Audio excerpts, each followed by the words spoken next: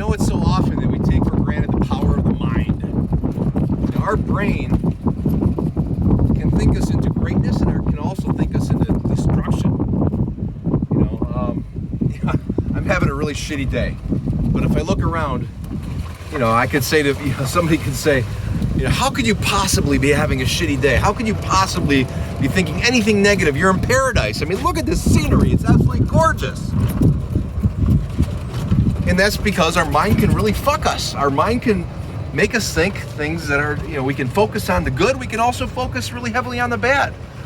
And our mind can really navigate like a trim tab. That little thing can change everything about how we think and how our day and our outcome is. And I'll tell you what, man. I'm having this poor me moment, pity party, feeling sorry for myself, blah, blah, blah. And here I am in one of the most beautiful places on earth. I mean, definitely one of the most gorgeous places that I've ever seen. I hate golf. There's no golf clubs back here. I'm just driving around on a golf cart on a golf course because I wanted to find some peace because I'm having a bad day. But that's because I'm focusing, I'm obsessing over the bad. I'm thinking about all the things that are bad and how this should be this way, or I wish it was that way, and blah, blah, blah. And realistically, comparatively speaking, life is pretty damn good for me. And I'm just being a little bitch. And I'm going to call myself out on that because I'm not following my own advice right now.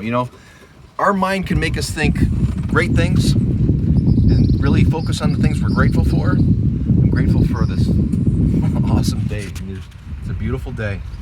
I'm grateful for my parents who taught me to have a work ethic and to be generous and care and give from the heart.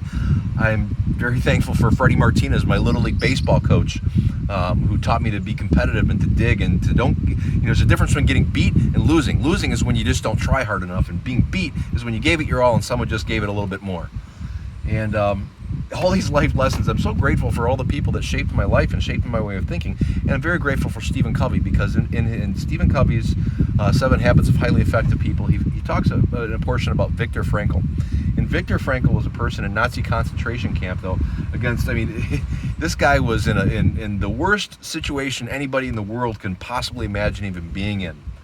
Yet he was able to control his attitude. He was able to control his mind by programming his mind about his life's purpose and visualizing an outcome that was positive. And he created that. That manifest for him because he was able to change the way he thought, and he was also able to teach other people in the same situation how to change the way they think. And it's really easy. We can think of all the things that we're grateful for, but it's really easy for us to think of all the things that are negative. And realistically, we could say we're having a bad day, but you know what? 90% of the world is having a worse day, man. We have water that we can drink. Some places in Africa, they got to walk 20 miles every day just to get water to drink that's safe for them to drink. So who are we to complain about us having a bad day or bitching about this or bitching about that, our girlfriends or husbands or wives? We've really got life made better than most people. So if we're having a bad day, I think we just need to start off with a gratitude list and really thinking about our life's purpose, like Victor Frankel did. He was in a much worse situation than any of us could ever be in, yet he was able to think his way to positivity. So I should be able to think my way to positivity real quick. I'm in a gorgeous, gorgeous, gorgeous place. But it all starts with mind control. And the first thing I need to control in my mind is what I think about. And I need to think about the things that I'm most grateful for. And start with that gratitude list. And that bad day can turn really good real quick when you think of how much better I might have it than the next person. Now, I don't have it as good as that guy who lives in that house over there, or any of the people whose houses I drove past today. But you know what? I've got it a lot better than I've ever had it in my life. And I've got it a lot better than a lot of other people on this planet. So I should never have a bad day. But we all have bad days. Snoop Dogg has problems. I've got problems. Grant Cardone has problems. We've all got issues, no matter where you're at. But, if you look at those Feed the Children ads and you see some kid in Africa with no clothes and he's there with 10 other kids and they're starving, their ribs are sticking out, you know what? They're smiling. They found things to still smile about, even though the rest of the world has it so much better than most of them. So let's find gratitude, man. Let's find gratitude.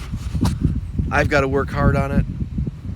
We can all have a pity party, but just have it for 5 minutes. And after the 5 minutes, turn the timer off, flip the script, say the serenity prayer. God, grant me the serenity to accept the things I cannot change, because I always get stuck in trying to change things that I can't change.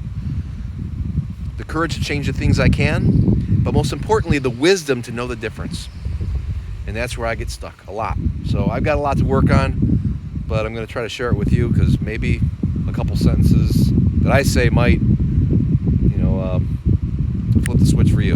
I was having a really crappy